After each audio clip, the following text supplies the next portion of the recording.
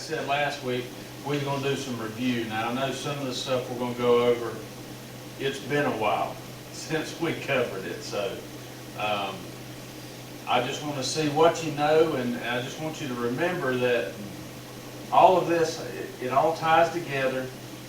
It all works together. Everything, you know, it's all history. It runs together, but it's not just history. It's his story. So we need to look at it that way, and that was one of the reasons why I wanted to do this anyway, was just so that we could understand how each book, how each character, how God has worked in each of these things throughout history, and why they still matter, why they're still applicable today to our lives. And so that's what we're going to do. But this morning, we're going to start off by something that we've been doing every week. So, you know, y'all should be able to get this one. So let's go with this. What's the first section of the Bible? Come on. That's it. That's what it is. That's not what work. I don't know. For some reason, this thing's not going to work. It's going to be hard to get along with.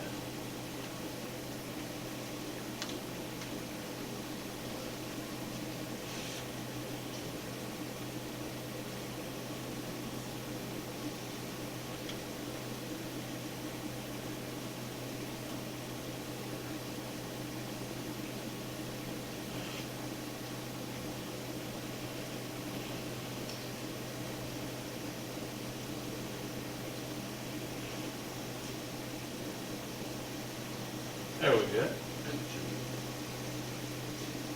For whatever reason, it's had mine that's on there. All right. What's the first book of the Bible? Genesis. All right. Next. Exodus. Next. Leviticus. Huh? The beginning. Leviticus. There you go. Let's see. What's the next one? All right. Deuteronomy. All right, Deuteronomy. Very good. That's the first section of the Bible, the first 5 books. The Pentateuch. What else is it called? What else is the Pentateuch called?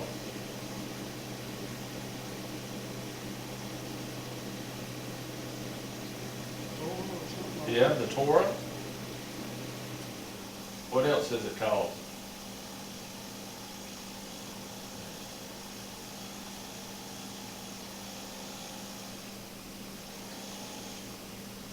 If your pastor said, let's turn to the books of the law, would you know where to turn? Or where to look? That's what the first 5 books of the Bible, that's other places in the Bible call it the book of the law.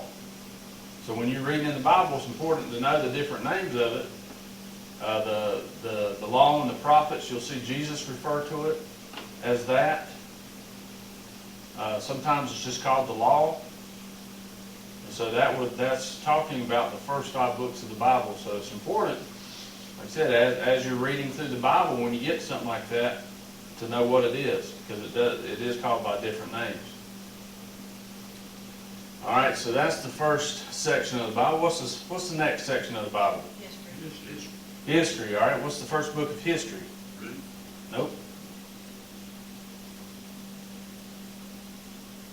Judges. Nope.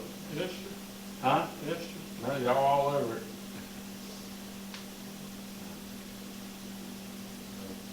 First. Now remember how I told you how you could figure out what the Samuel. all right. Moses was the leader of Israel, right? Yep. Oh, Who took over? All right. Who took over for Moses?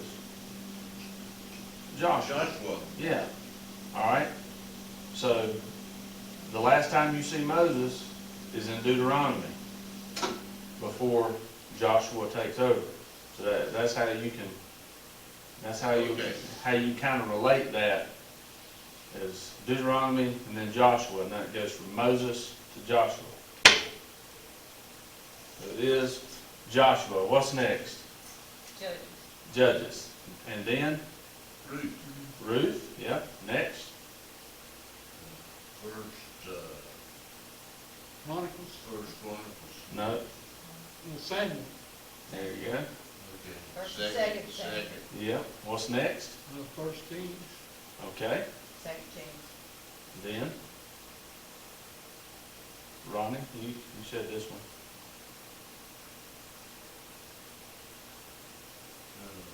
I'm just lost. Chronicles, There you go. Yeah, Second Chronicles. Chronicles. Second, All yeah. right, what's next?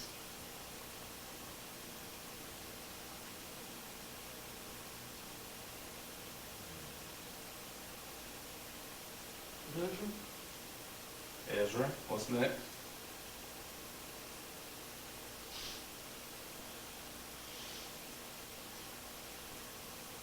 Nehemiah, Yeah, Nehemiah. And what did we talk about last That's week? right, but, yeah, last week, Esther. Esther. Remember, Ezra and Nehemiah, they're always together. Because remember we talked about, they used to be, it was just one book. is that all the history? That's all. books, Or does Job is considered history too? No, No, see, here's all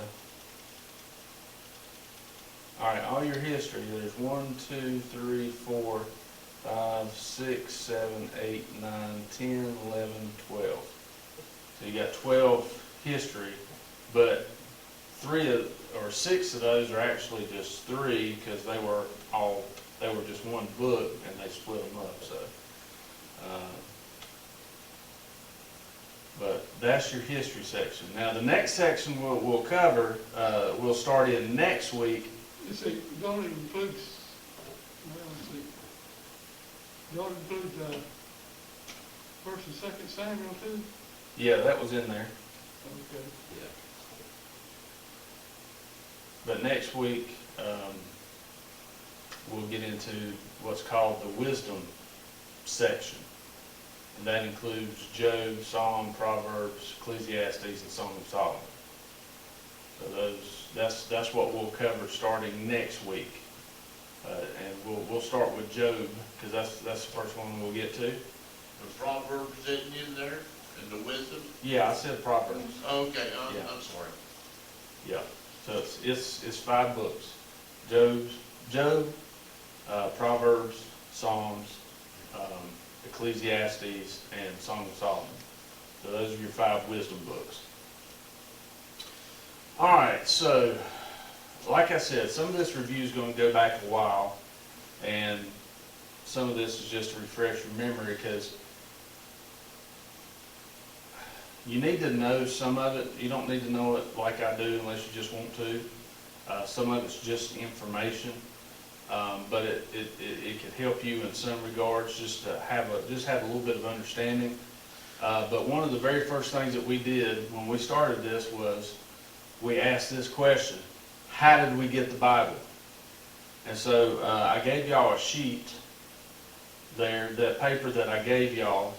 That just gives you kind of a broad idea of kind of the direction throughout history of how the Bible morphed into different translations and revisions, kind of what we have today.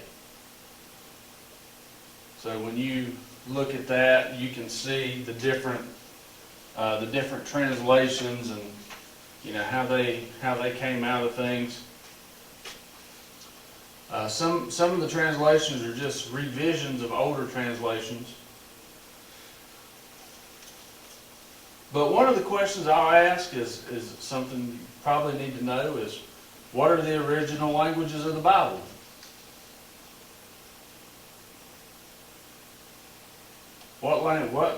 There's 3 languages that the Bible was written in originally. Hebrew? All right, Hebrew would be one. Greek. Greek. There's one more. Arabic, Aramaic. Now, Arabic and Aramaic are 2 different languages. they all- They're close. The syntax is real close. It's a Semitic language. So all of those languages all grouped in, those different people, that's all Semitic languages. but it's Hebrew, Greek, and Aramaic. Those are the three primary languages of the Old Testament and the New Testament.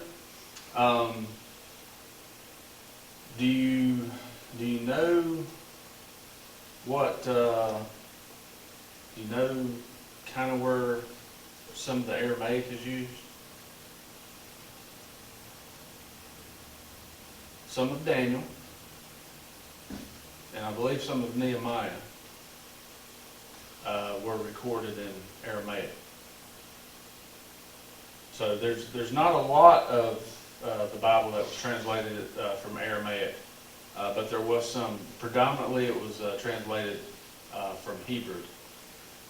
So those are your three primary languages. Now, when we're talking about how did we get the Bible from original languages to what we have today, is there are translation methods, and this is how they get these different translations. So one of them is called formal equivalence, and that's word for word. So that's where they look at the original,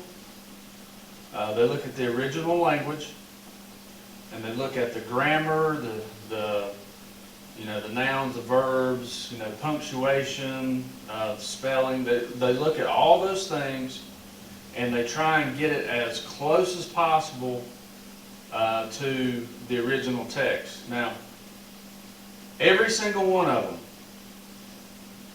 King James all the way through, they all take liberties when they're translating.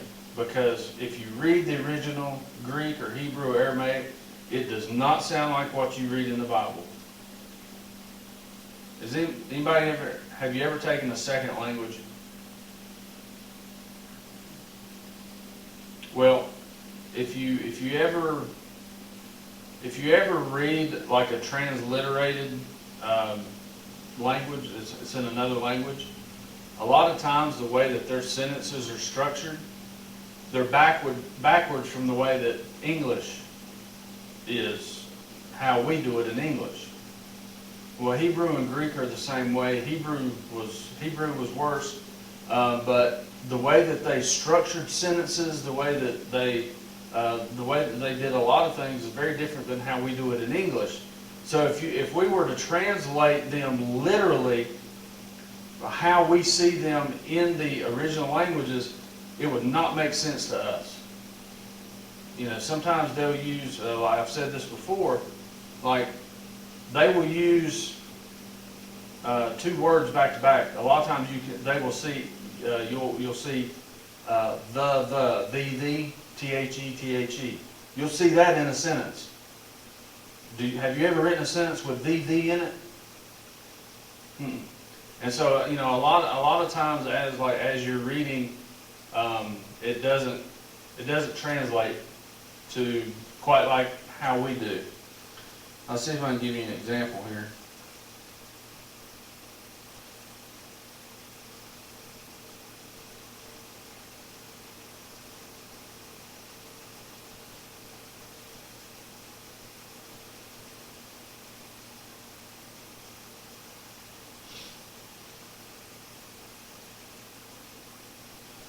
All right,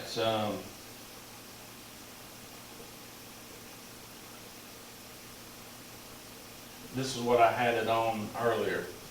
Titus chapter 2, verse 1. Here's how it reads in the ESV.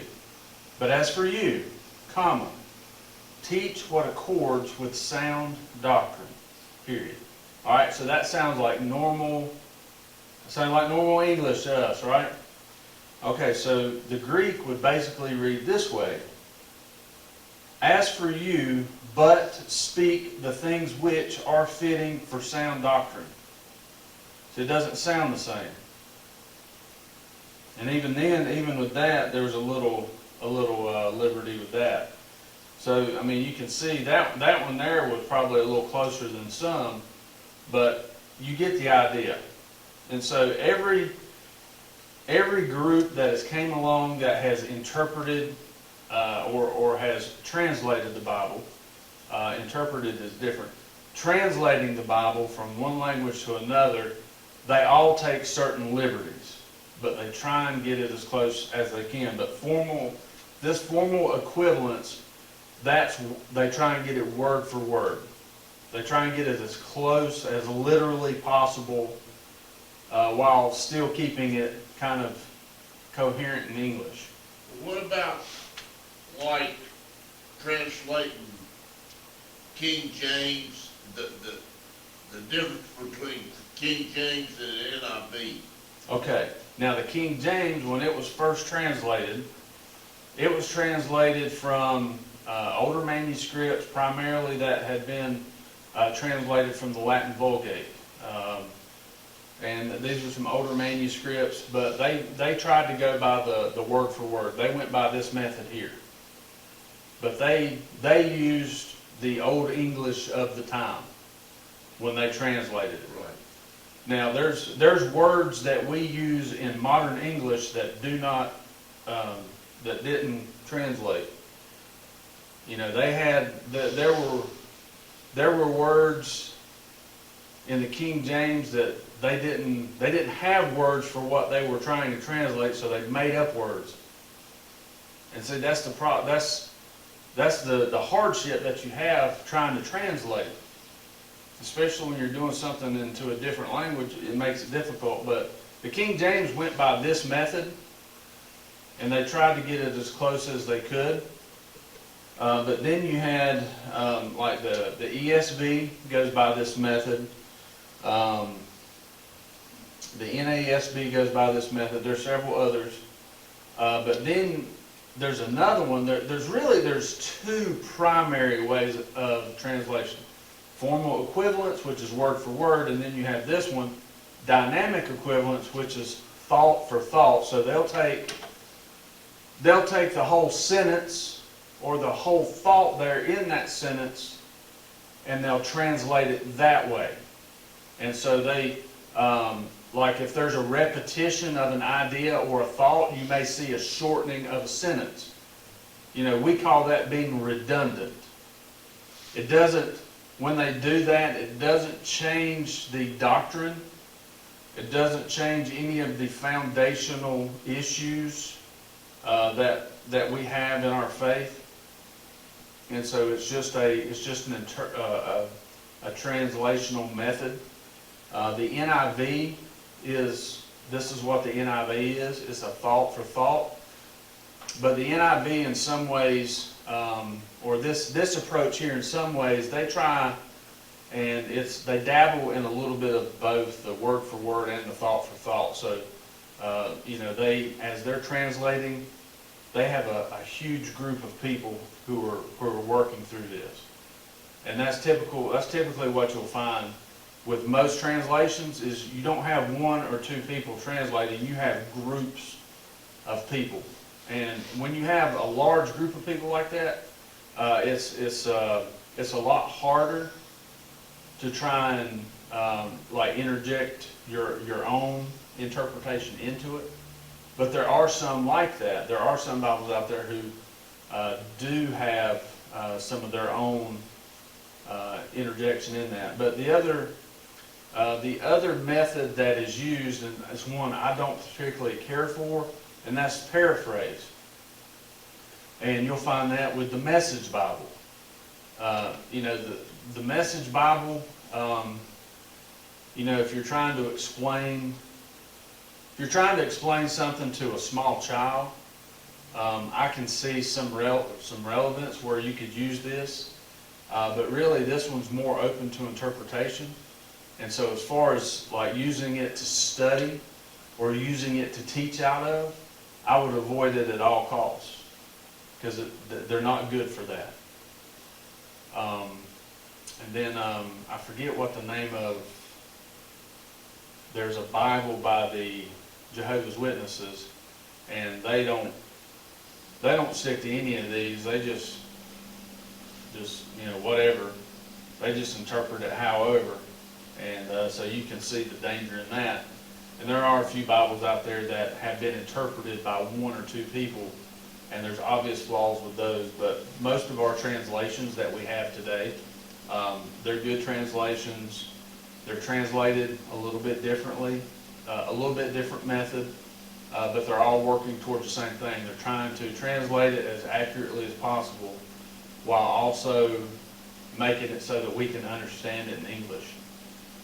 Because otherwise we wouldn't be able to, it just wouldn't work with our English structure. It would be very hard to read. So, but I know, that's something we went over a long time ago. But But mostly,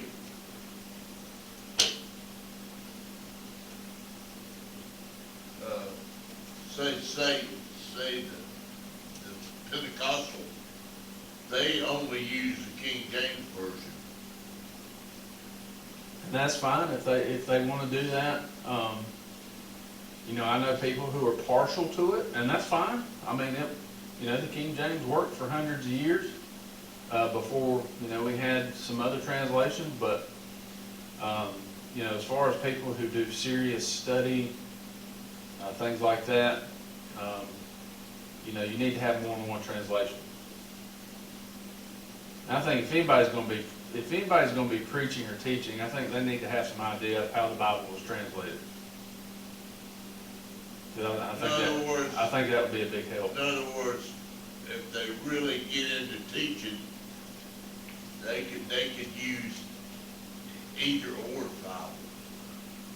Bible. If you're going to teach, I think it would be recommended to have more than one translation to look at. Yeah. Because sometimes I do that when I'm preaching, as I'm looking at different translations. Sometimes the King James might use a better word or have a better thought that's closer to the original.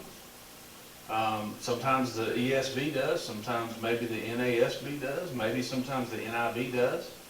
And so that's, part of that comes with being able to understand a little bit about Hebrew and Greek, but there's a lot of tools out there for, everyday people that you can pick up and start reading it, and it'll give you some idea of how to look at this stuff without actually really knowing Greek and Hebrew. And I'm by far, I don't know a ton about it. I can read some of it, I can pronounce it, but I'm definitely not fluent in it. I know a few words pretty well, but I couldn't, if I had to go stand in front of somebody and speak, I couldn't do that. I know a few words, ecclesia, that's a Greek word for church, which means gathering or assembly. Also, euangelion, that's good news. So, those are a few words that I know, but Theo, that's God. Jesus, that's Jesus. Yeshua, that's Joshua. So Jesus that's the Hebrew equivalent, Yeshua. What is the letter, the number 11 mean? Don't it mean disaster? I don't know. There's certain letters or certain numbers have, people have said that they have different meanings. Like, obviously the number 7, Yeah. you can see a pattern. You can see a pattern that it means, it always means complete. So there are some. I think some people, made a connection to different numbers. I'm not real caught up on that stuff, but I'm not sure about 11. I think the number 5. I think it's. Some people say that anytime you see like the number 5, that denotes worldly. So It's mostly an odd number. That well 7's an odd number too, isn't it? yeah. But anyway, let's move on so we can get through this. But we could spend a lot of time just on the translation stuff. There's a lot to it. But anyway, like I said, I know that was a long time ago. I really didn't expect you to retain that. But I hopefully, since I mentioned it, hopefully it brought back a few memories about when we talked about it. All right, so I'm going to give you some questions, and I want to see where you go with this, because this is good. This is just covering all that we went through. So in what book do we learn about the life of Israel's greatest king? And this is stuff we've already studied, so it's important to know. If somebody asks you about, well, can you show me?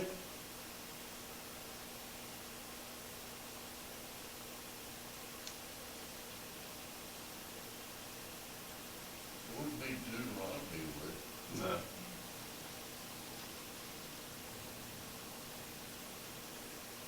Now remember I told you how everything has a place. If somebody starts talking about kings, especially the first 2 or 3 kings, there's a specific place that they're located in the Bible.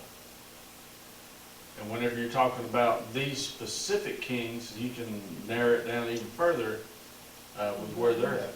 First Samuel, You're real close. Second Samuel. 2 Samuel. So yeah.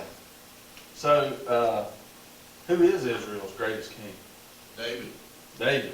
And so even though you find David in 1 Samuel, you really his kingship and the rest of his life is found in 2 Samuel. Now 1 Samuel is a different story, but that's where you find it. So if somebody says, hey, I want to learn about King David, you can say, well, here's where let's go to 2 Samuel, and that's where we can find out about King David. Now, if you want to find out, where can I find out about the boyhood David? Well, let's turn to 1 Samuel, and we can look at boyhood David. And so it's important to know, so that way if somebody asks you, then you'll know what book to go to. And like I said, the reason I said break this down into sections, because it'll help you find a broad area. If somebody starts talking about kings, say, okay, that's in the history section. I know talking about kings is not in the first part of the Bible, so let's go to the history section. I know it's there. Now if I just remember, all right, so I know it's in the history section, so I've got 12 books to choose from. Well, I know it's not in this part, and I know it's not in this part, so it'll help narrow it down. So, well, it's got to be within these 3 books or so. And then if you can get it within those 3 books, then you'll say, oh, it's in 2 Samuel. That's where it's at. See, that's why it's important to know where these things are, so that you can help other people. And then, hey, how many times have you been thinking about something or hear something and say, man, I need to go look that up in the Bible. Where do I find it? This method will help you find it. What king allowed his queen to write an edict to help her people?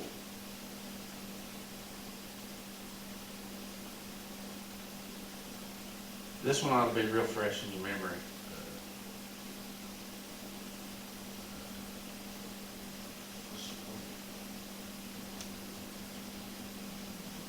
What king allowed his queen to write an edict to help her people? Enoch. Huh? Enoch. He wasn't a king. Okay.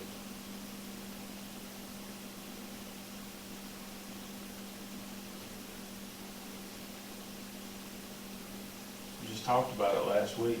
Yeah. Cyrus? King Xerxes.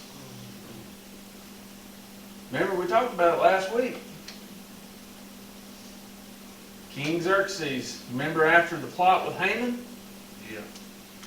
He got hung on his own gallows. Okay, so this plot was uncovered that Haman was going to do. Now remember, that plot was he got the king to, or he let him write an edict out. The king let Haman write an edict out to destroy the Jews on a certain day, annihilate all of them throughout the entire empire. Now remember, in the Persian Empire, once his signet ring had stamped it, it was law. And he couldn't go back on that. So another edict had to be written, and the king, King Xerxes, allowed his queen and Mordecai, her uncle, to write an edict to send out throughout the province, and it became law that the Jews could defend themselves against anybody trying to do them harm. So he allowed her to do that. And the king was gonna give her half the kingdom. Yes. Now this one here, this next question, we've talked about this one quite a bit. You should know this one. What is one of the greatest biblical discoveries of the 20th century? Okay, the Dead Sea Scrolls. There you go. I knew you'd get this one. The Dead Sea Scrolls. Now just a little bit about the Dead Sea Scrolls. Around when did they find them? It was back in the 1940, 30s. It was in the 40s. 1947. It was 47, 48, right in there. Do you remember how they were found? Well, there was boys herding sheep, and they was throwing rocks up in a cave, and they heard something break. Yep, they were found completely by accident, and I think I told you last week they actually have discovered more. Just recently, they discovered more fragments, so that's very exciting. Do you remember kind of how old some of these that they had dated? How far they went back?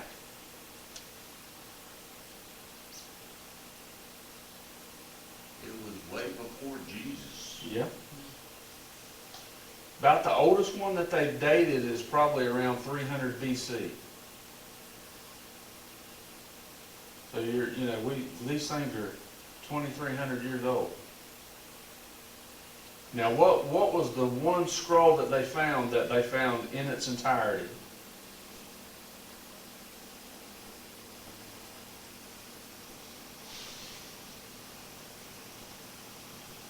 I'll give you a hint. It was a prophet.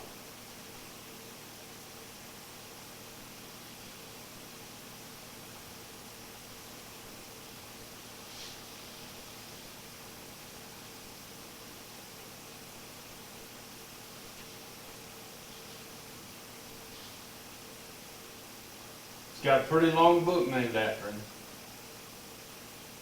Yes, A prophet.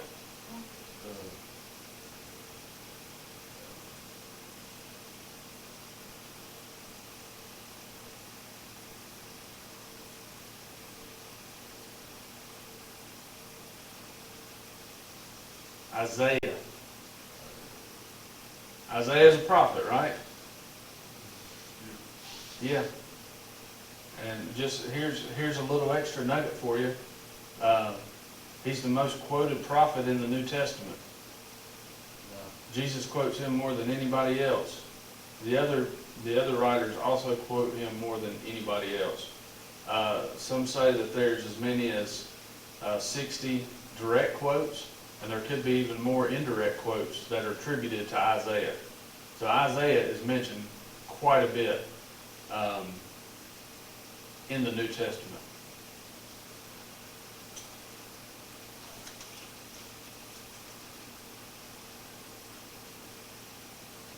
Who are the patriarchs?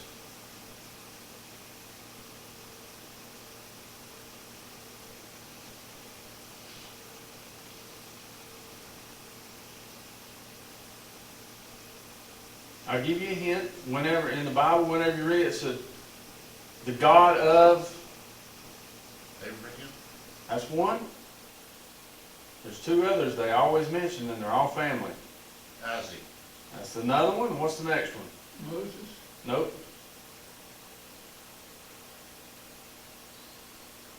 Abraham, Isaac, and Jacob. Jacob. Those are your patriarchs. The patriarchs, these are These are the fathers of the Jewish faith. And so as we read them, whenever we see this, Abraham, he was the father of the faith, and of course Isaac was his son, and then Jacob was his son. So all of these are family, but these are the patriarchs of the Hebrew nation. Now, if I said, hey class, let's talk about the patriarchs. Where do we find them at in the Bible?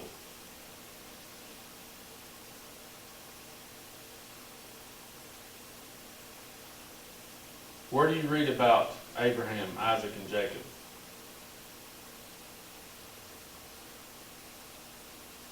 Genesis. This is the Old Testament. Okay, all right, Genesis. That narrows it down. Yeah. All right, so you got Genesis. All right. Now remember, this is before the law was written. So now, if you keep in mind, this will help you narrow it down where to find it. So you know that Abraham, Isaac, and Jacob, they were pre-law. That means they came before a written law was given. So you know where to find it. And it's not past the first book of the Bible.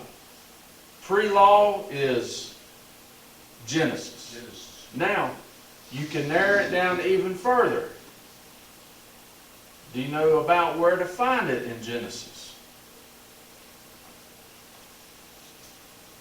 Because you can break Genesis down into 3 sections.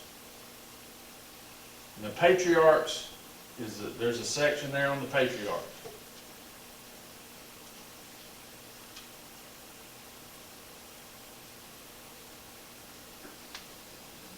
All right, if you think about it, can you think about when the first mention of Abraham is?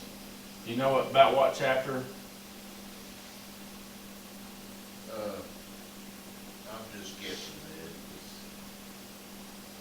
like the third, fourth. No, go a little bit farther. Okay, how about the 8th? A little bit farther. Okay, how about the 12th? There you go. See, you kept going by fours. I knew you'd get there.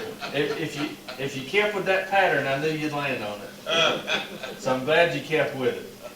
So, all right. So where you find the majority of where it talks about, obviously these people were mentioned elsewhere in the Bible, but this talks about their life. It talks about what they did. Talks about how God blessed them. Tells about their life. Talks about their ups and downs. And so whenever you say, hey, I want to go and study Abraham a little bit. I want to study Isaac, or I want to study Jacob. Let's do something on them. You know you can narrow it down. It's pre-law, so you know it's in Genesis, and it comes pretty much right in the middle of Genesis. So chapter 12 through 36 covers all 3 of those.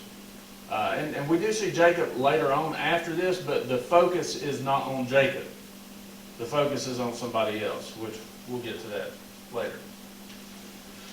This book tells the lineage of a certain future king of Israel.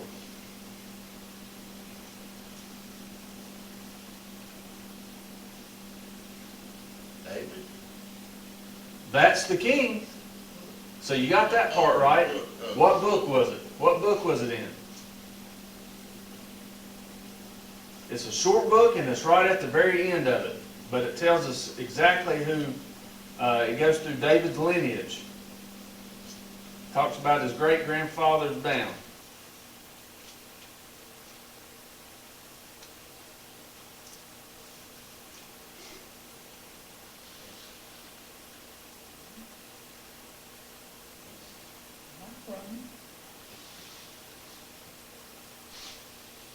Breathe. I don't know. All right, so here's a way to think about it. All right, you kind of know when David was born. You kind of know what time period David was born. All right, start going back. What book takes place before we get to David? And it's a short book.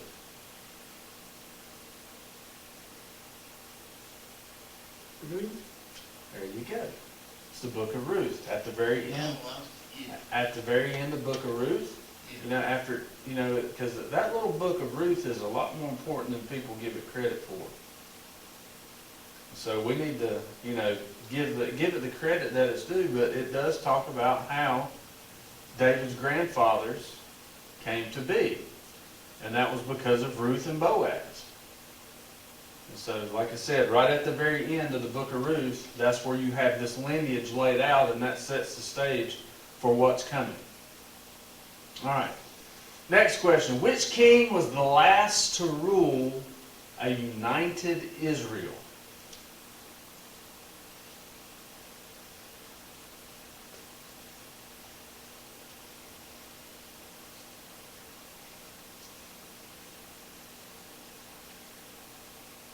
Solomon.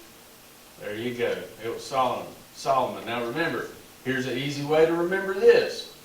There was only 2 kings who ruled over united Israel. David and Solomon. Because before David, it wasn't really united. David was the one who united all of Israel. Because what did they have before that?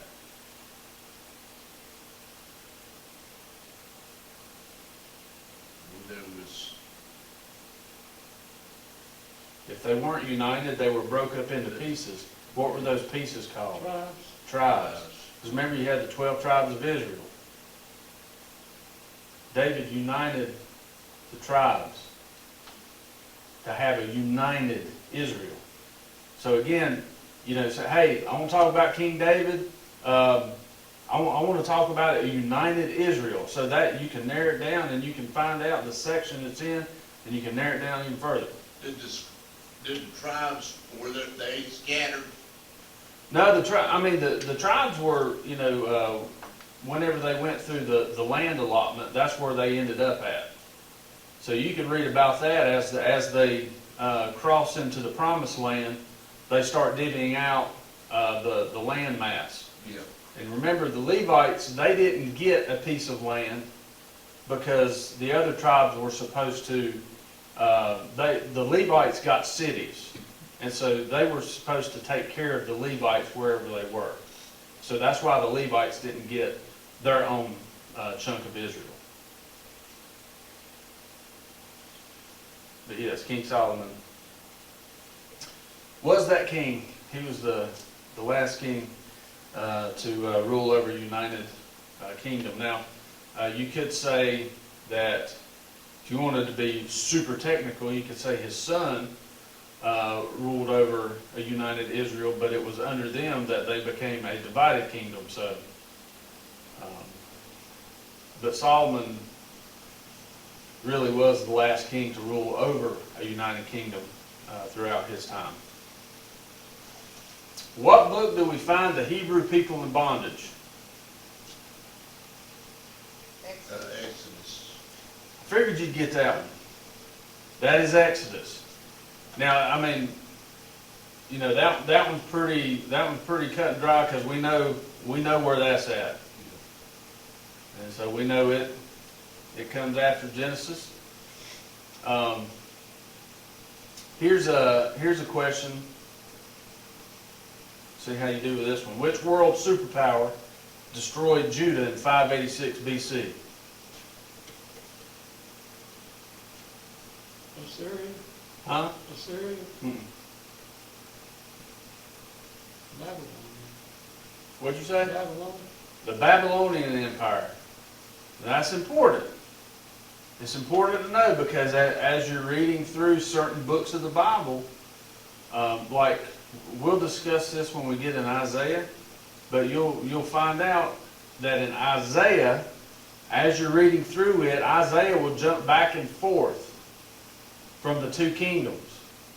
And if you don't understand what he's talking about, it can throw you off and you can kind of get confused. It's like, well, what he's saying this about this and this about this, and I thought he was talking about the same person, but he's not. He's talking about 2 different things, and if you don't realize this, you can confuse yourself. So it's important to know, and also this puts you in a time frame.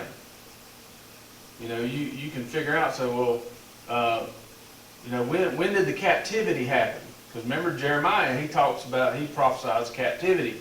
Isaiah prophesies about a captivity. Well, when did that captivity happen? It happened in 586 BC. Actually, it started a little bit before that, but remember he said for 70 years. For 70 years, you'll be in captivity. And so 586 BC is important. And so here, this is the Babylonian Empire.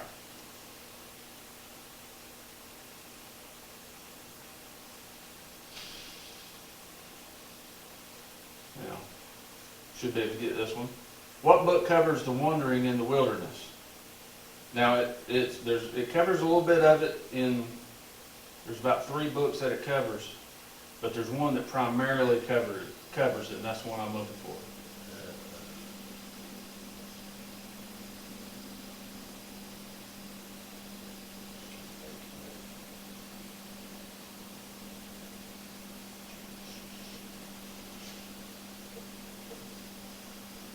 If you're thinking about, Exodus? huh? Exodus? No. No. If you're thinking about counting, what are you using? Numbers. Book of Numbers primarily covers the wandering because, in Exodus, they're at Mount Sinai, they get the law, and then they're heading towards the border of the Promised Land. And so when we really get to the meat of them wandering, it's primarily in the book of Numbers where we see them wandering, and that's where we see them get to the Promised Land. And remember, who were the 2 spies who came back courageous? There were 12 sent. 10 of them came back and said, "We're scared. We don't want to go in there." 2 of them said, "We can take them. God said we could." Who were those?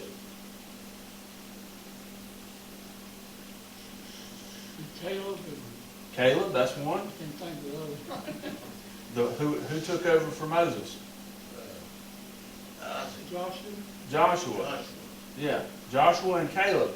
Those were the only 2 who left Egypt, made it through the wandering, and went into the Promised Land. The only 2. Because remember, because of the lack of faithfulness, God said that generation is not going to go into the Promised Land. And so they wandered for 40 years until that generation died out. And so Joshua and Caleb were the only 2 from the previous generation who had left Egypt, other than Moses and Aaron, of course, to make it to the Promised Land. Well, when Moses seen the Promised Land from Mount Nino,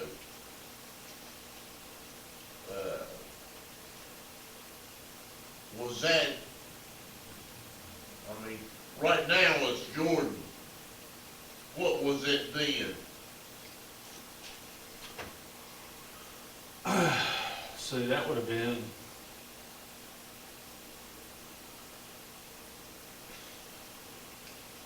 trying to think of what nation that was. I can't remember if it was I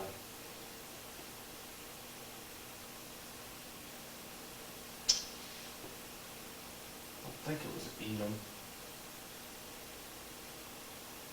I know Edom and Moab were on that side. And I think Ammon, Moab, and Edom, they were all on that side. And I can't think of where that one would have been at that time. But I think it was one of those 3. That would have been what nation it was then. Because remember, they had to fight through them as they wandered, and then they came back around. Because remember, the first time they came to the southern part of Canaan, and then they wandered the desert, and they came around on this side of the Jordan and had to cross over the Jordan. And so they were on the eastern border of Canaan at that point. Well, Mount Nino was where Moses seen the Promised Land. And that's where he struck the rock and the water come out. And that would have been on the other side. Of the Jordan. Yeah, before they crossed over. Yeah. Yeah. Yeah, because I think the Jordan River was the boundary. Yeah. So he wasn't able to And, get past and that. the Red Sea was, the Dead Sea was right there close. Yes. Yep. What book speaks of blessings and curses for Israel?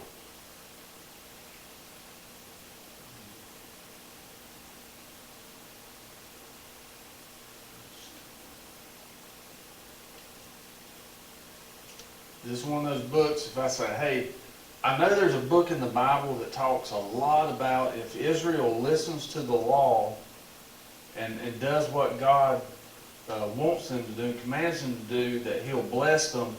But he also says if they don't do these things, that there will be curses. And it talks about it a lot in this one particular book.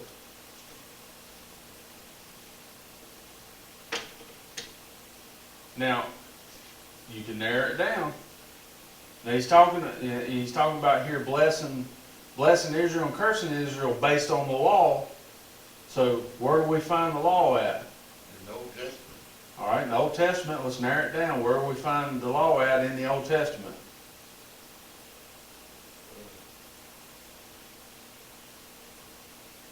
Judges, What's the first section of the Bible? Genesis, The first section, Penalty, the Pentateuch. What's it also called? law. The law. So if we're talking about the law, you can narrow it down to 5 books. So if he's talking about, let's talk about here process of elimination. If he's talking about blessings and curses, all right, so we know it's not Genesis because that's before the law. So, Exodus. all right, so in Exodus is where he gets the law, but it doesn't talk primarily about blessing and cursing Israel. Numbers primarily talks about wandering, and Leviticus is something else, and so that only leaves one book. Which one is that?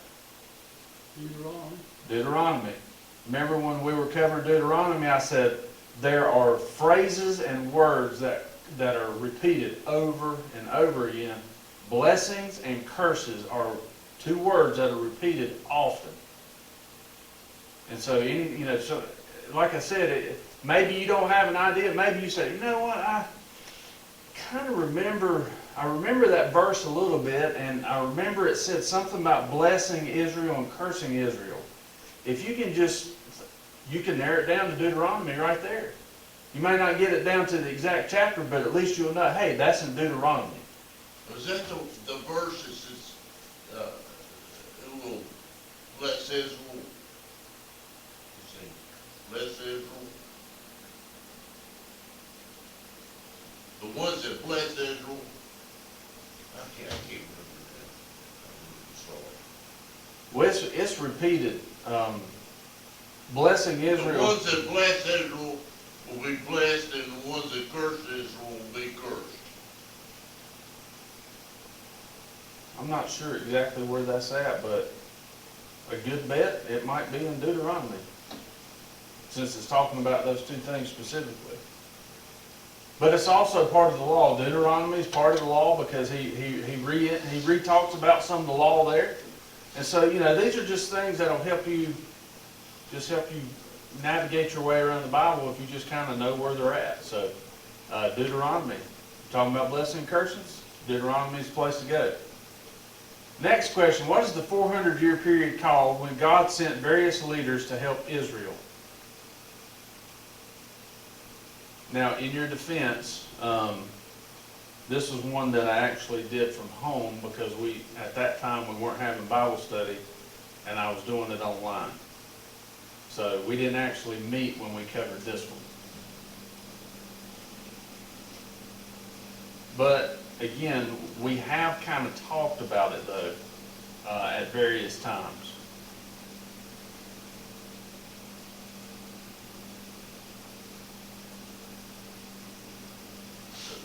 The 400-year period came to me when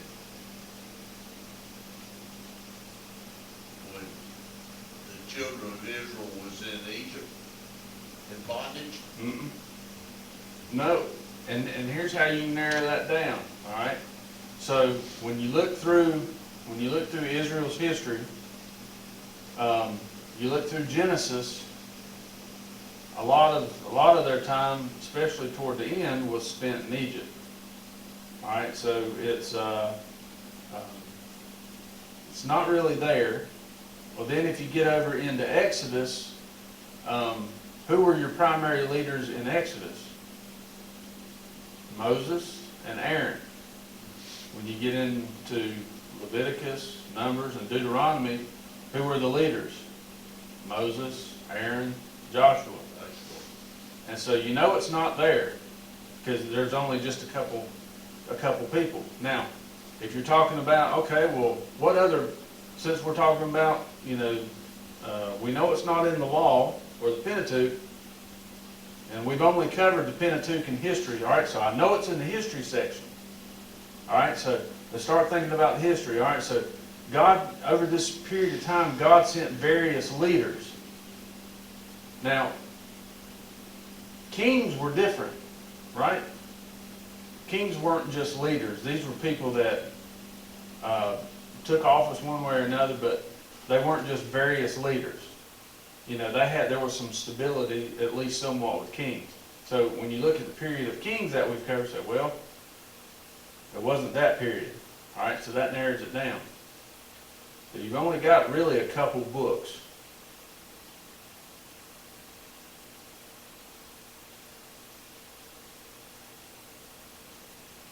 I'll give you a hint. At the end of the book, it says everybody did what was right in their own eyes.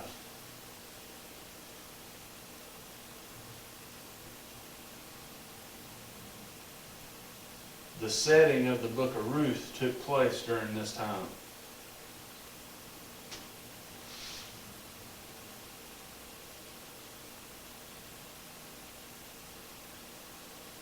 I'll give you another hint.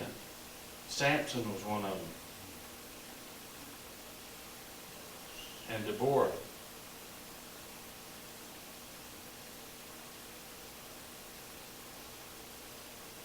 If you want to read about Samson, where would you find that?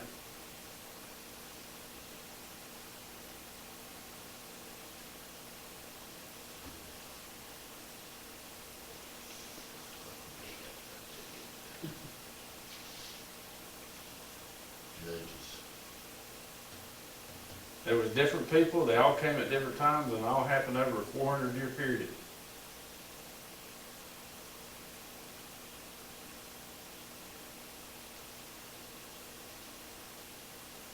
Each of the judges, they came in, Israel, they'd over and over again, that Israel mess up, so God would send them a judge to kind of set things back. Then they kind of fade out, and Israel would go back to doing what they was doing. God sent them another. So, there were various leaders. These were not people who were, they weren't anointed as a king or anything like that. They were just somebody that God sent at that time, just to kind of be a leader.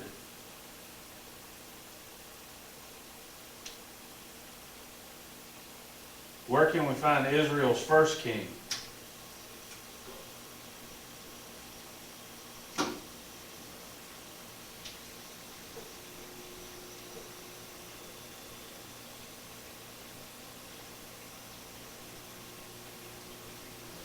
See, that was Saul.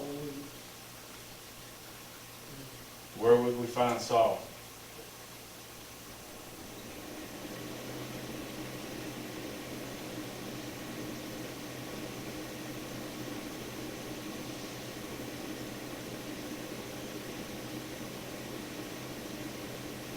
David was the second king. First Samuel?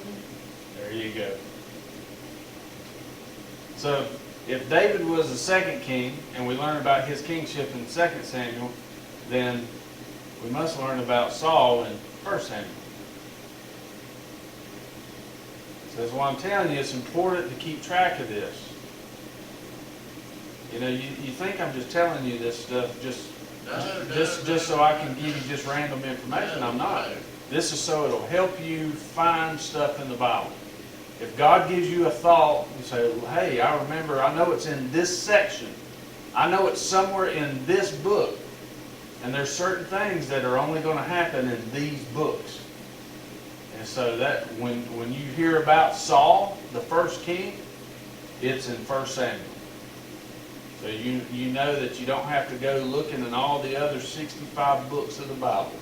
You know right where that one is. Now, this one right here, this next one, that might be a little bit harder question, but we've covered it a bunch of times. What is the Greek translation of the Old Testament?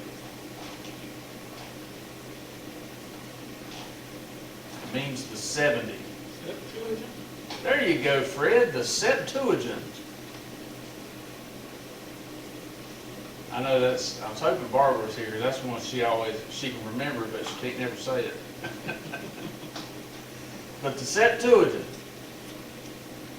I don't think we spent a ton of time on that one, but we'll talk more about that one as we get into the period in between the Old and the New Testament, because that's when it was written. And there was commissioned 70 Jewish scribes to translate the Hebrew into Greek, because Greek was the predominant language. And so this happened in northern Africa. And so, because there was a huge population of Jewish people in northern Africa. So they, as the Greek language became the predominant language, and you had a bunch of Jews who were Greek-speaking Jews, and you had other people who were wanting to know, they didn't know Hebrew, but they knew Greek. They said, hey, why don't you translate it for us? And so the powers that be commissioned these 70 scribes to translate the Old Testament into Greek. And there were times, if you'll notice, there are certain portions of the New Testament whenever Jesus is quoting an Old Testament passage, and it looks a little different than how you might read it in your Bible. The reason is because he's quoting it from the Septuagint version. He quoted it from the Greek translation, and it is worded a little differently. So that's why you'll see that sometimes. What were the two kingdoms under the divided kingdom called? Remember, this is important. Israel and Judah? All right, and which one was which? Israel and Judah's right, which one was which? Well, you talking about the good, you have good teams and bad teams, or what's it talking about? Well, Northern and Southern. there you go. Which one was which? Well, one Israel of was the northern kingdom, Judah Judah was the southern. do what? Israel was the northern kingdom and Judah was the southern. There you go. Yeah. So the northern kingdom was called Israel, and the southern kingdom was called Judah. As I said, the reason that's important is because as you're reading like Isaiah or maybe Jeremiah, or you're reading some of the other prophets, as we're reading like some of the books that we've covered so far, it goes back and forth, and it's important to know who they're talking about. And so if you understand who they're talking about, it's like, oh, they're talking about the northern kingdom of Israel. Because before that, when they were talking about the United Kingdom, and they were talking about Israel, then you knew that they were talking about the whole kingdom. But as you're looking at that time period, and maybe Isaiah is making a prediction for Israel, you know that he's not talking about the entire nation, because he's living during a divided period. So whenever he says he's giving a prediction for Israel, he's talking about the northern kingdom. Or if he gives a pronouncement about Judah, you know, or he's talking about the southern kingdom. So that's why it's important to kind of know those things. That'd be, Judah means Jericho, wouldn't it? Huh? Judah would be Jericho. No, that's not part of that. Well, that's the southern. Well, maybe it would be. It would be just on the edge. Yeah. Yeah, it would be just on Right the there. eastern. Right there, It'd be just on the eastern border. Dead Sea. It'd be just on the eastern border, yeah. Yeah. Yeah, but, you know, you think about Jerusalem and Bethlehem. Yeah, that's northern. Jerusalem would be west of Jericho, and Bethlehem would be further south.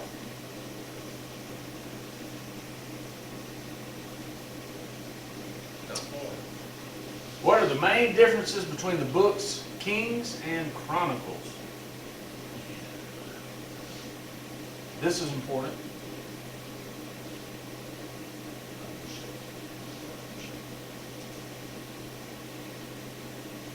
What are the main differences between the book of Kings and Chronicles?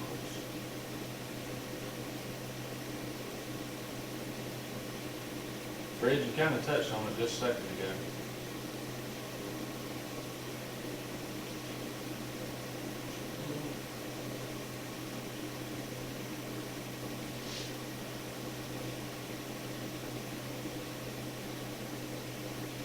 Let's say I wanted to do a study on the northern kings and the southern kings. Which books would I look at? The book of Kings or the book of Chronicles?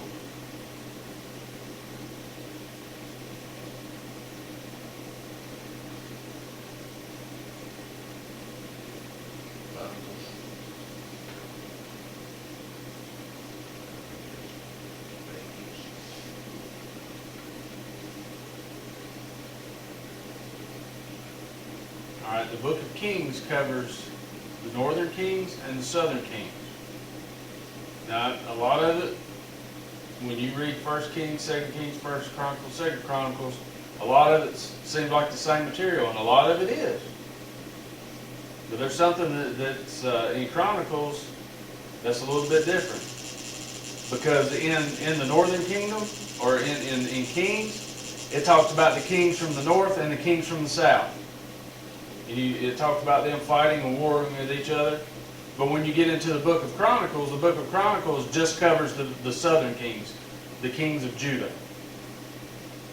It may mention briefly, every now and again, maybe a king that there was some interaction with, but it doesn't talk about, you know, what all these kings did and, you know, all the stuff that they went through. So that's your primary difference between those two books. Is that one has all the kings from the northern and southern kingdom, and the other one doesn't. And so if I said, hey Fred, what do you and Ronnie and Nancy think about doing a study on King Ahaz, or King Ahab and Jezebel? What if we want to do a study on them? Do you know what book we'd have to look in? Well, Kings, And why would we look in Kings? because they're all over there. That's a good answer. That's a good answer. But primarily, you would know, we wouldn't be able to study those two primarily because you're not going to really find them in the book of Chronicles. Because Ahab was a northern king. And so if we wanted to study them, then we'd have to look in the book of Kings. And also, if we want to talk about the prophet Elijah, now who did Elijah prophesy against quite a bit? King Ahab. So if we wanted to do some study on Elijah, then let's go look at 1 Kings, because that's where we'll find out about Elijah. And then if we want to talk about Elisha, then we'll skip on over into 2 Kings.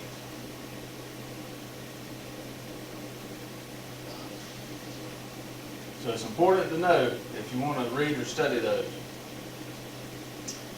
I guess I should have given you the answer as I was talking about it. Sorry, I was a little late on that. If we wanted to study origins, where would we find that? You know what origins is? What does origin mean?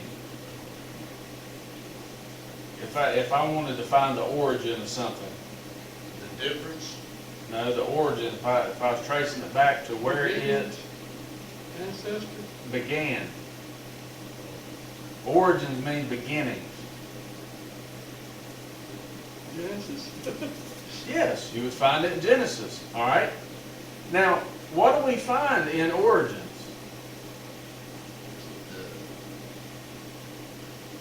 Where God started, Okay, where God started. So if I wanted to study creation, where would I go? Genesis. You'd go to Genesis. You know, where he's talking about creating the sun, moon, and stars, and the land, and the fish, and eventually he'd get to people. That's origins, because that's the beginning of everything. But also, what about the beginning of civilization? Because remember, there was a civilization, and God sent great floods because that civilization had become wicked. So that first civilization, you want to learn about that first civilization, that's in the origins. If you want to learn about where humanity started over, that's in origins. That's, remember where Noah had the ark? And then right before we get to the patriarchs, see, here's where Genesis is broke down. Now, we want to talk about the patriarchs. We say, all right, well, I know that it starts with Abraham at the very, very end of chapter 11, but primarily it's from chapter 12 to chapter 36. I know that's where we'll find the patriarchs. But if I want to talk about beginnings and how everything started, then I know I got to go to origins. So I know that's chapter 1 to chapter 11. You see how, you know, if you know that you want to study something, there's ways to narrow down where to find it. And if you just know a few of those things, then you'll know right where to look. Like with the table of nations, you'll find that in Genesis chapter 11. That's when they go to Babel, and they're building this great building, and God, and as you're reading Noah, God had told them to go and rebuild and disperse, to scatter. Well, they didn't do that. They decided to all stay together, so God sent a language problem. They couldn't understand each other, so He forced them to scatter. And so that's the beginning of where civilization spread out. So that's Genesis 1 through 11. Now, this next question, you ought to be able to have a little bit of refresher on this one. This book describes the rebuilding of the temple.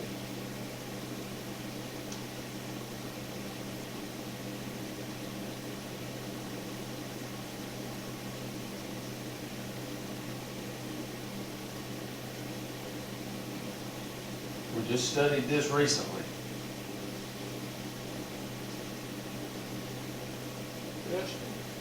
The book of Ezra. All right?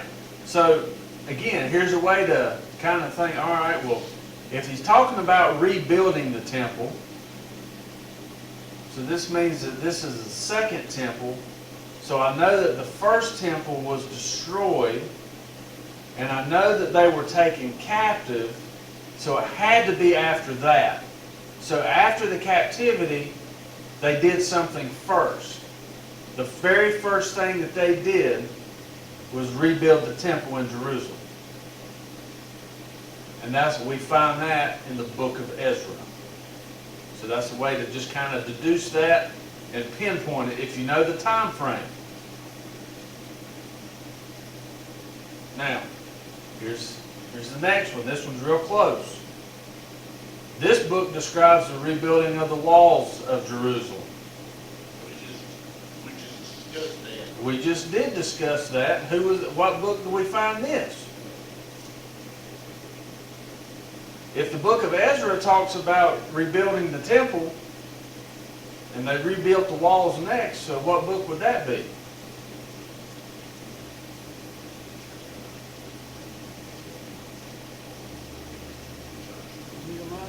Nehemiah. Remember, Ezra and Nehemiah were originally one book. So talking about rebuilding the temple and rebuilding the city walls, it would fall within that section. You can narrow it down. So that'd be the book of Nehemiah. All right? This next question. What book records the conquest of Canaan?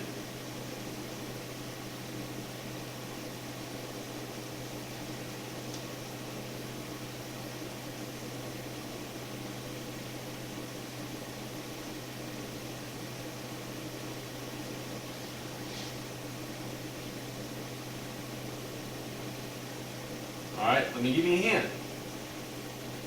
When the people left Egypt, where were they heading? Promised land. To the promised land, which was called Okay. Canaan. All right, Canaan was the land flowing with milk and honey. All right. Now, did they conquer the land in the first 5 books of the Bible? All right. So you know it's not in Genesis through Deuteronomy. All right. So you got to go to the next section of the Bible, which is called what? History. All right. So you know it's in the history. All right. So now, by deduction, you can say, well, I know all the stuff we just studied. They'd already conquered all that, so I got to go back a little bit earlier. So when did they cross over? What book did they cross over the Jordan and hit Jericho?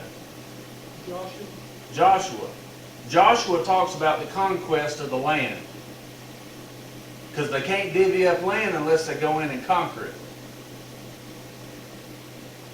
All right, so Joshua is the book talking about the conquest. Now, you ought to be able to get this next one pretty easy. What book describes the tabernacle and its many laws? It's the book that nobody likes to read.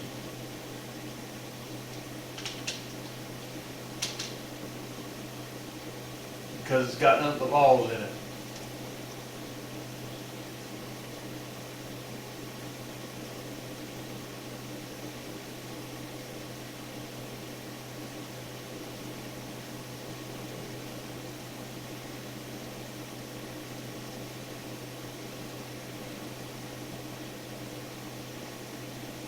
All right, what section do we find the law in? Pentateuch. All right, we find it in the Pentateuch, the law, the book of Moses. All right. Now, we know it's not in Genesis because there wasn't a law in Genesis. That was pre-law. All right. So we know it's not in Exodus because they were just kind of talking about it. All right. Now, what book do we get to where it talks about in specific, very specific detail about the functions of the tabernacle, the functions of the priesthood, the very specific laws? Deuteronomy. No?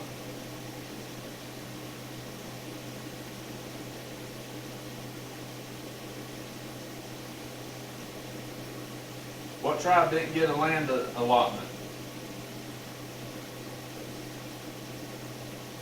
Leviticus. Leviticus. All right. I was trying to give you a clue there. It's Leviticus. When you read Leviticus, what do you find? Well, you don't know because nobody ever reads it. But you find laws. You find law after law after law after law. So if I'm wanting to find out, tell me about the priesthood. Tell me about the Levitical function. Tell me about the different things about washing the basin and putting blood on the stuff and the showbread and the menorah and all this stuff. Where would I go and find out about that? The book of Leviticus.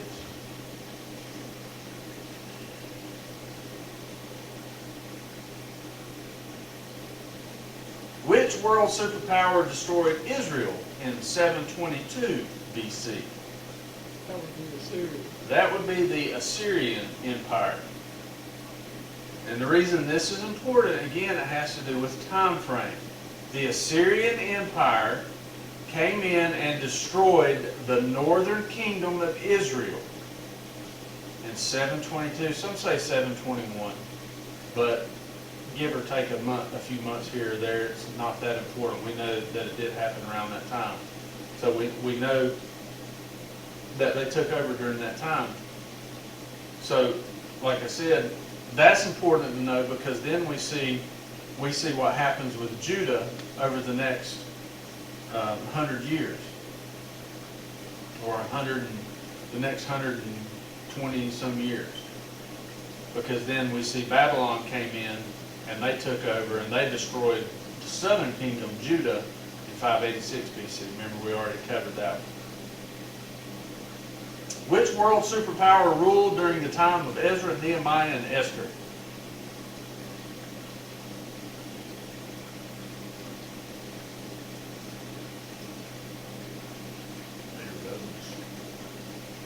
Huh? Didn't be the Romans, did it? Nope. Be the Persian. The Persians. Persian Empire. Remember, they had a big empire. Their empire stretched all the way from India over to all the way down into Ethiopia, up north, all the way over, and they were trying to conquer Greece, but that didn't work out too well for them. The Greeks eventually overtook them, and they took over.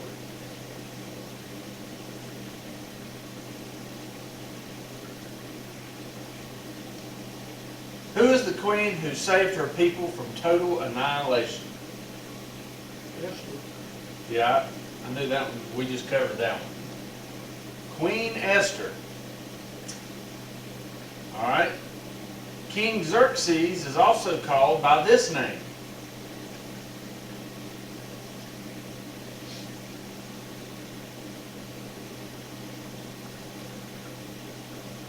The NIV is really the only one that says Xerxes. All the other translations say something else. Cyrus. Huh?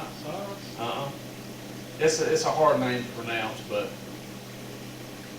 Ahasuerus. So when you read in Esther, this is the king that's mentioned, but his name is Xerxes. And remember, that's a translational thing. Ahasuerus and Xerxes is just two different languages being transliterated. And so one translator chose to use this and another one chose to use that one. So that's all it is, but it's the same person. Announce it again. Ahasuerus. Almost sounds like a dinosaur. Yeah. Ahasuerus, yeah. All right. This Hebrew became a leader in Egypt. Joseph. Very good. Joseph. Now here's the last part of Genesis. The first part of Genesis, 1 through 11, talks about the origins, the beginnings of things. Chapter 12 through 36 talk about the patriarchs, Abraham, Isaac, and Jacob. Now Jacob had 12 sons. Now who was the son that was sold? He was sold to Egyptian traders. Joseph was. All right. And so through that time, from Genesis chapter 37 all the way through 50 is about Joseph. And so, that way, again, you can narrow it down. If I said, Ronnie, let's talk about Joseph today, where are we going to turn to? And you could say, well, we can start in chapter 37 of Genesis. And so, there are ways to narrow things down if you just know certain things. You don't have to know everything. You don't have to be able to pinpoint everything. But if you can just know some simple things, some little subtle hints or techniques, you can find just about anything in the Bible, and you'll be able to narrow it down further and further. And the more you do that, the easier it gets. You know how you find, somebody said, well, let's turn to here so-and-so, and they'll grab the Bible and they'll go, and they'll just turn right to it. It's because they have an understanding of what section it's in, what time period. They know these things, and so it's like second nature. And the more we study the Word of God, the easier it ought to become. Especially if we're trying to help other people. Now here's one that I think is pretty important. Where do we find the 10 Commandments?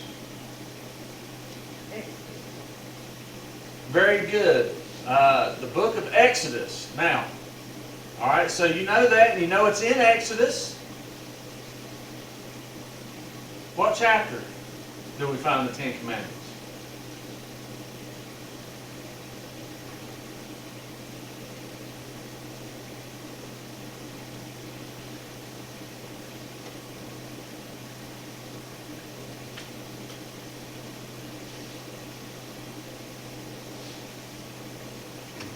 Chapter 20 is where you find the Ten Commandments.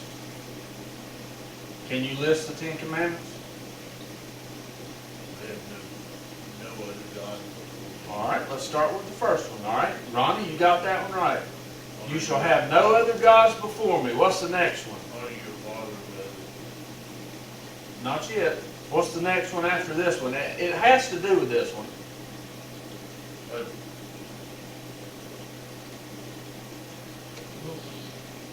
What if I made this thing right here and said I'm going to worship this? don't have any gods. Don't worship any gods. There you go. You should not make and worship idols. Idols. Any graven images, says you shall not do that.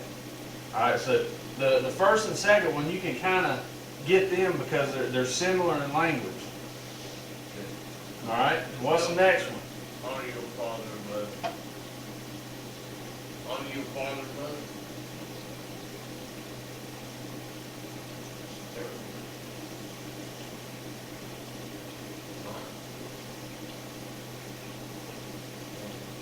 You shall not take the Lord's name in vain. Oh, thanks, Lord. Okay, what's the next one? Honor your father. Nope. Oh, good. What's the next one?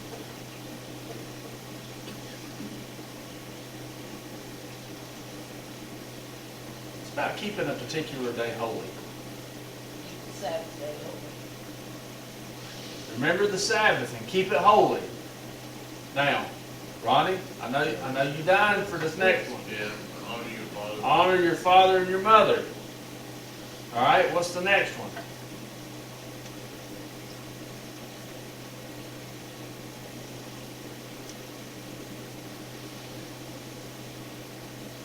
It's a you shall not. Shall not murder. You shall not murder. What's the next one?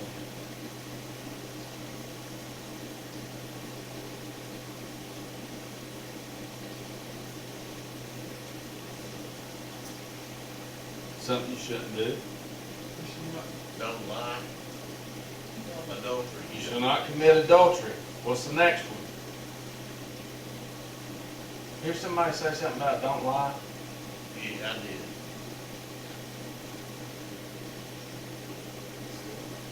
Yes. Now, Don't you should not bear false witness. And what's the last one? covet your brother. Yes. You shall not covet. You know, so these are pretty important to learn. All right, we're almost to the end of this. We only got a couple more questions. This leader of Israel performed as priest and prophet before they had a king.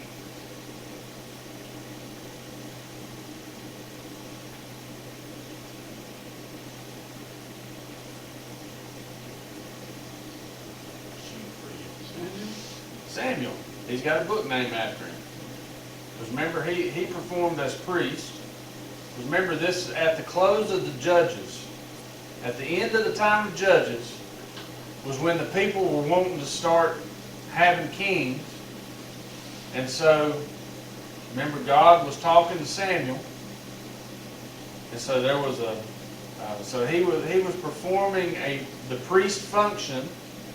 And remember, his two sons, they were supposed to be taken care of. Remember, the people didn't like his sons because his sons were profaning the tabernacle. And so he performed as priest, but he also performed as a prophet. All right. This group Greek term means scattering. Now this one, you may not remember what this one is, and it's okay if you don't, but it is something that we covered.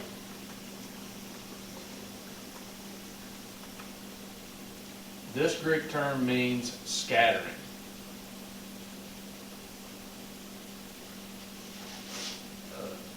It's something to do with scat.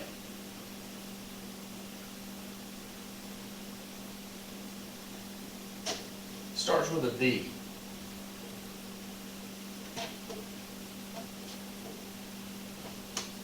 And we'll talk more about this when we get to the that 400-year period in between the Old and the New Testament. We'll talk a little bit more about it then. It really has a lot more significance than we might think. But it's diaspora. Diaspora, that means scattering. Who was Israel's first king? David, Uh-uh. oh no, Saul. King Saul.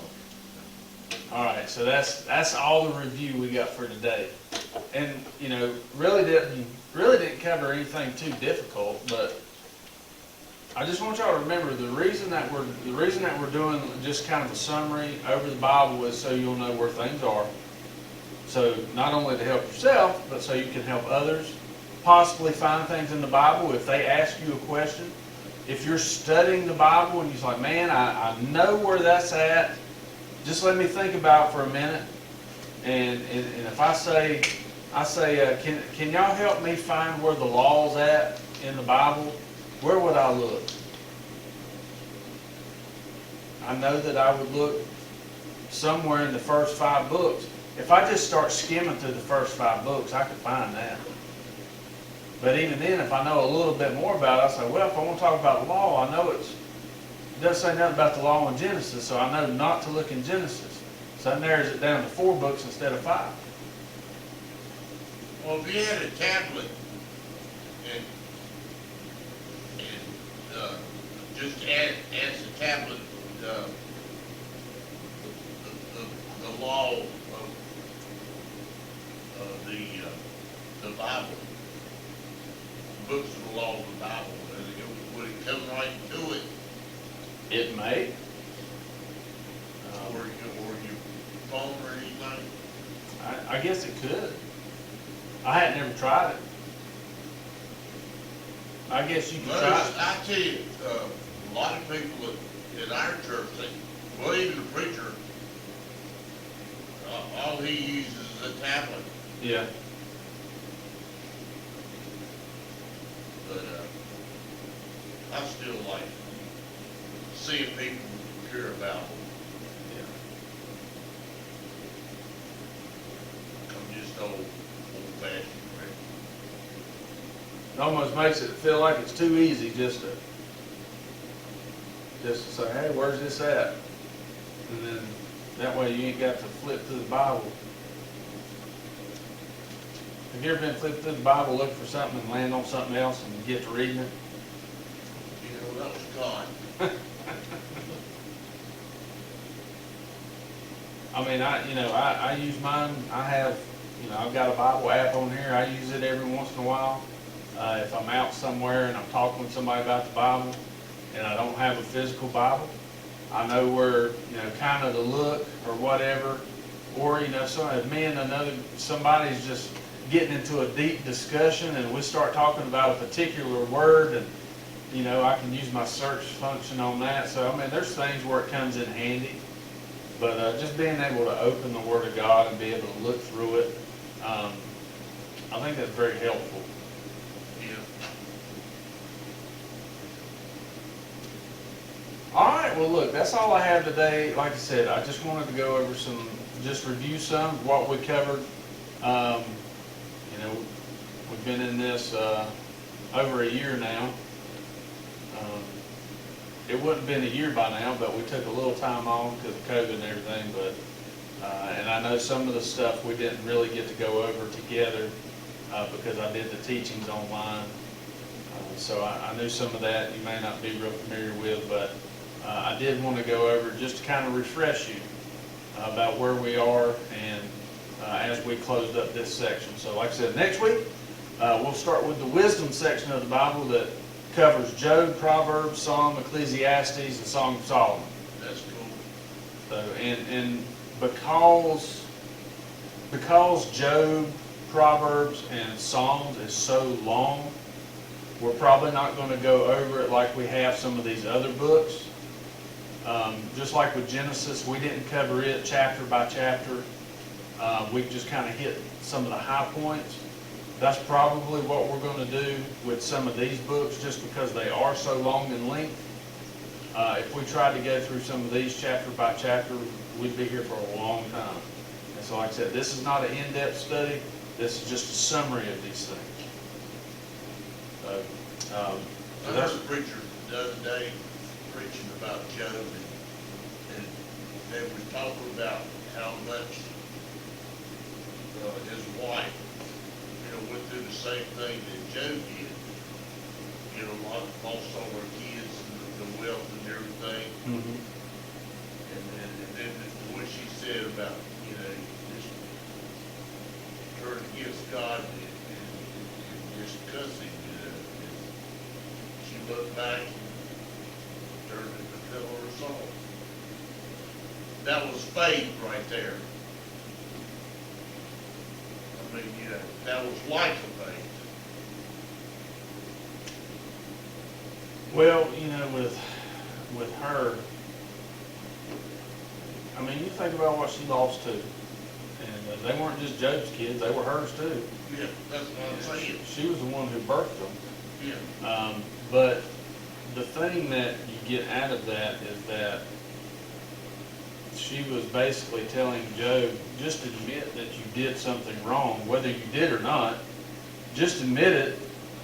Or, basically she was saying, you've done something wrong, just go ahead and admit it and die from it. Well, she said turn against God.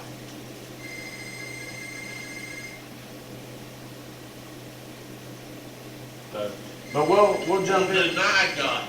We'll jump into some of that next week. And Okay, I'm looking forward to it.